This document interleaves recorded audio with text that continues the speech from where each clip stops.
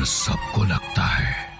नमस्कार दोस्तों, आज मैं आप सभी के सामने एक रियल स्टोरी लेके आई हूँ। उसको सुनने के बाद आपको कितना डर लगा प्लीज हमें कमेंट में बताएंगे। चलिए कहानी को स्टार्ट करते हैं। एक गांव में एक पुरानी हवेली थी जिसे भूतिया हवेली के नाम से जाना जाता था। वहाँ बहुत सारे ऐसे कहानी प्रचलित थी जिसे लोगों का मानना था कि वहाँ जो भी जाता है वापस लौट कर नहीं आता था। हवेली में एक रहस्यमय घंटी थी जो 12 बजे ही बजने लगती थी। उस गाँव में एक साहसी लड़का था जिसका नाम था रामू। उसे बिल्कुल भी डर नहीं लगता था, इसलिए एक दिन उसके दोस्तों ने उसे चैलेंज किया कि अगर तू साहसी है तो उस हवेली में जाके दिखा। फिर उसने उसे चैलेंज एक्सेप्ट कर लिया। वो हवेली जाने के लिए आधी रात को टॉर्च लिया और हवेली के पास पहुंच गया। जैसे ही हवेली के पास पहुंचा, हवेली की खामोशी ने उसे अंदर से झकझोर दिया। फिर उस किसी तरह वह मुख्य दरवाजे को तोड़ के खोल के अंदर गया। अंदर जाते उसे एक ठंडक की एहसास हुई।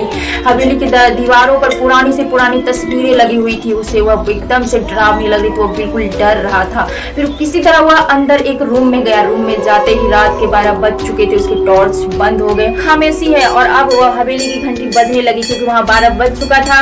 उसने देखा पीछे मुड़ कर तो वहाँ घंटी अपने आप बज रहा था। वह किसी तरह जाके घंटी को छुआ। घंटी को छूते ही उसे लगा कि उसके कंधे पर किसी ने हाथ रख दिया हो। उसने पीछे मुड़कर देखा तो पीछे कुछ भी नहीं था।